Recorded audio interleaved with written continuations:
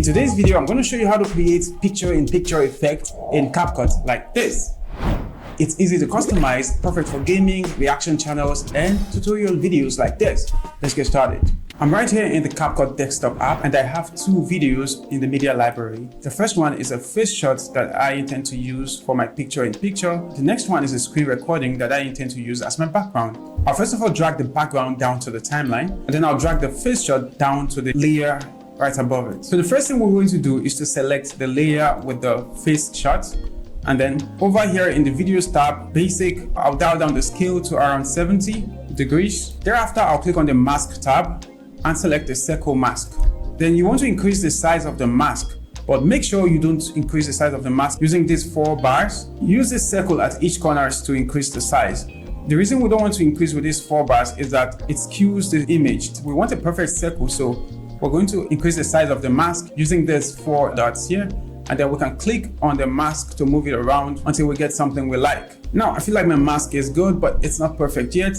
So the next thing we're going to do is to create borders around the picture-in-picture to make it look better. To do that, I'll click on this text and drag the default text downward. Then I'll zoom in to make sure I can see my timeline much better. I think it's better now. Thereafter, I will extend the text to cover the entire duration of the picture-in-picture. When you notice this blue vertical line, it's telling me that it matches with the picture-in-picture, so I'll leave it at that. Click on the default text layer. Under basic, clean the text, and then press letter O. Let's increase the font size. As you can see, it's a perfect circle, but we have a problem.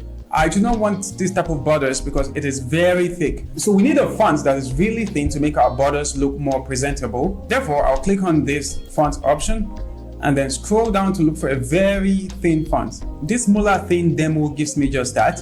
Thereafter, I'll extend the size of the font until it covers the circle. Thereafter, we can change the color of the font to whatever we want our borders to look like. So I'll just go with a bright red border. This next part is very important. I'm going to select the layer with the text and the layer with the picture-in-picture, and double click on them to create a compound clip.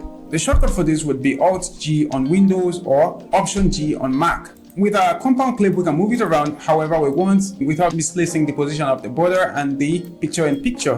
We can add in animation, click to move it around the screen wherever we want to position it. Under the basic, we can use the scale option to reduce the size and place it wherever we want it. That's how to create a picture-in-picture effect in the CapCut desktop app. Be sure to give me a thumbs up and hit the subscribe button. I'll see you next time. Have a good one.